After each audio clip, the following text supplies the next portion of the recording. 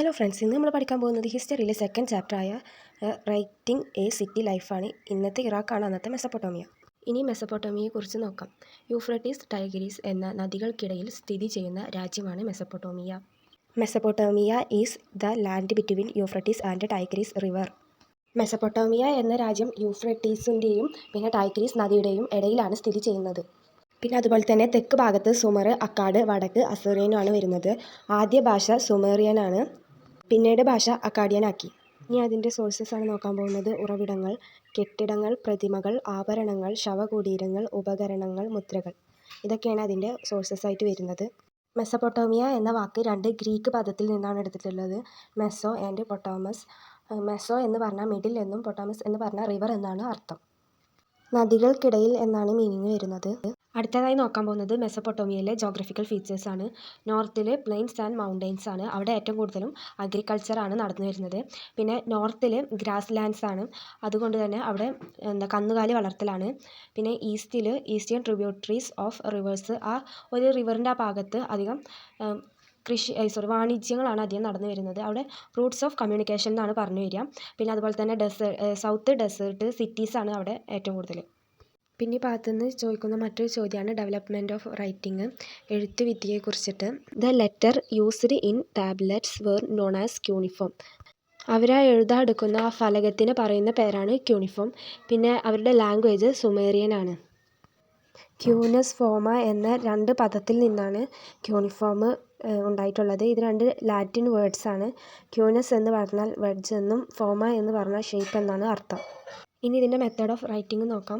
ഇത് ക്ലേ ടാബ്ലറ്റ്സിലാണ് എഴുതുക, എന്നിട്ട് എഴുതിയിട്ട് ഉണക്കിയെടുക്കുകയാണ് ചെയ്യുക. ഇത് ഭയങ്കര സ്കില്ലഡ് ആയ ആൾക്കാർക്ക് മാത്രമാണ് ഇത് ചെയ്യാൻ പറ്റുക, കാരണം അവർക്ക് ഒരുപാട് സിമ്പലുകൾ അറിഞ്ഞു വെക്കണം.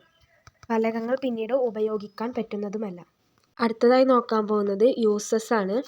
Orders of king, sending message, keeping records, land transaction, making dictionary. ഇതിനൊക്കെയാണ് ഫലകങ്ങൾ ഉപയോഗിച്ചിരുന്നത്. ഉറൂക്ക് ഭരിച്ചത് എൻമാർക്കർ ആയിരുന്നു. പിന്നെ അതിൽ 3 ടൈപ്പ് ഓഫ് സിറ്റീസ് പറയുന്നുണ്ട്. ഒന്ന് ക്ഷേത്രങ്ങൾക്ക് ചുറ്റുമുള്ളത്, ഒന്ന് വ്യാപാര നഗരങ്ങൾക്ക്, ഒന്ന് രാജകീയ നഗരം. പിന്നെ അവരുടെ മെയിൻ ഗോഡ്സ് എന്ന് പറഞ്ഞാൽ മൂൺ ഗോഡും പിന്നെ ഇനന, ഗോഡ് ഓഫ് ലവ് ആൻഡ് വാർ എന്ന് അറിയപ്പെടുന്ന ഇനന എന്ന് പറയുന്ന ദേവിയാണ്. പിന്നെ അതുപോലെ തന്നെ മറ്റൊരു ദൈവമാണ് ഗ്രാസ് ലാൻഡ്സ് ഗോഡ്, പുൽമേടിൻ്റെ ദൈവം എന്നറിയപ്പെടുന്നത് ഡാഗനാണ്. പിന്നെ അതിലെ ഇമ്പോർട്ടൻറ്റ് സിറ്റീസ് എന്ന് പറഞ്ഞാൽ ഉറൂക്ക്, ലഗാഷ് എന്ന് പറഞ്ഞിട്ട് കുറച്ച് സിറ്റീസിൻ്റെ പേര് പറയുന്നുണ്ട്, അതും ഒന്ന് നോക്കി വെക്കുക. പിന്നെ ഈ ചാപ്റ്ററിൽ നിന്ന് ഇമ്പോർട്ടൻ്റ് ആയി വരുന്നൊരു ടോപ്പിക്കാണ് ലെഗസി ഓഫ് റൈറ്റിംഗ്, സംഭാവനകൾ എഴുതാൻ മെസപ്പൊട്ടോമിയയുടെ. Great contribution in the field of science, അവർ സയൻസിൽ വലിയൊരു കോൺട്രിബ്യൂഷൻ തന്നെ കൊടുത്തിട്ടുണ്ട്.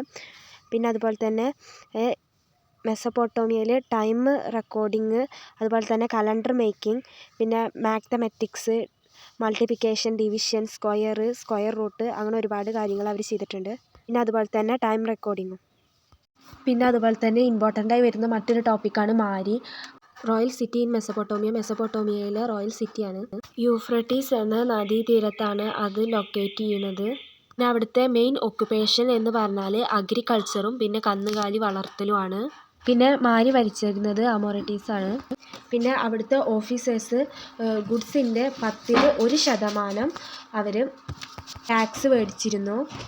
ദേ എക്സ്ചേഞ്ച് എനിമൽസ്, ടൂൾസ് എക്സെട്ര വിത്ത് ഫാമേഴ്സ്. അവർ എനിമൽസും ടൂൾസും കൈമാറ്റം ചെയ്തിരുന്നു. അതുപോലെ തന്നെ കോപ്പർ, ടിൻ, ഓയിൽ, വൈൻ, അതൊക്കെയായിരുന്നു അവിടുത്തെ മെയിനായിട്ടും വ്യാപാരം. മാരിയിലെ മെയിനായിട്ടും ഇൻകം കിട്ടുന്നത് 1/10 ഓഫ് വാല്യൂ ഓഫ് ഗുഡ്സ് ടാക്സിൽ നിന്നാണ് അവർക്ക് മാരിയിലേക്ക് ഇൻകം വന്നിരുന്നത്. ഈ ചാപ്റ്ററിൽ നിന്ന് ഇത്ര കാര്യങ്ങളും പഠിച്ചാൽ തന്നെ നല്ലൊരു മാർക്ക് സ്കോർ ചെയ്യാൻ പറ്റും. 8 മാർക്കാണ് ഈ ചാപ്റ്ററിൻ്റെ വൈറ്റേജ്. 8 മാർക്ക് എന്ന് പറഞ്ഞാൽ 8 മുതൽ 12 മാർക്കിന് വരെയുള്ള ചോദ്യങ്ങൾ ഇതിൽ നിന്ന് പ്രതീക്ഷിക്കാം. വീഡിയോ ഇഷ്ടപ്പെട്ടാൽ സബ്സ്ക്രൈബ് ചെയ്യുക, ലൈക്ക് ചെയ്യുക, ഷെയർ ചെയ്യുക. ഇനി അടുത്ത ചാപ്റ്ററുമായി വരാം. Thanks for watching.